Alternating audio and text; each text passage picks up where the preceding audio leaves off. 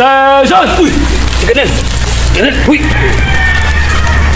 Paano naman kung sakali na nakakaramdam kayo ng init ng katawan o tawag ng laman? Alam ko naman na matagal na kayo rito. Ano naman ang mga ginagawa niyo sa sarili niyo? Okay naman, Colonel. Andyan po yung kabayo. Alin?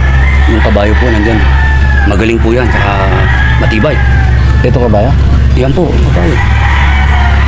Bueno, Kapitan, at magpapahinga na muna ako. Mamaya ay mag-usap ulit tayo. Pagod ako, galing ako ng Mindanao. Opo. Medyo wala akong tulog. Andyan po yung kubo. Si Private po ang bahala sa inyo. So, pakisama na ako, Private. Sige, mag-usap tayo mamaya. Ito po, sir. Colonel! Sandali lang! Si Beauty po. Akin na yung tali, Private. Ano po ba gagawin nyo kay Beauty? Bakit niyo po kasi ano... Tumahimik ka! Kung yung kapitan mo pinagalitan ko, private ka lang! Sumunod ka sa sasabihin ko! That's an order! Taka na! Sige na! Ako na bahala to kay Beauty.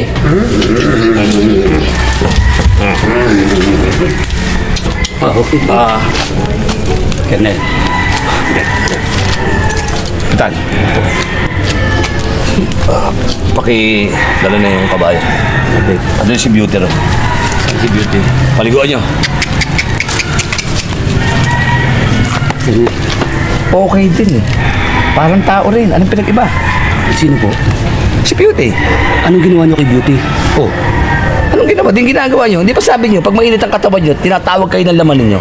At gusto nyo magparaos. Ang ginagamit yung kabayong si Beauty. Ginagamit po namin yung service papunta rin sa kabilang ibayo. Ang dami yung babae doon. Ang ibig mo sabihin, hindi gagawin yun. Hindi po, sasakyan natin papunta doon. Anak ng puta, nabanatan ko eh. Ha? O, ba't di mo kagad sinabi?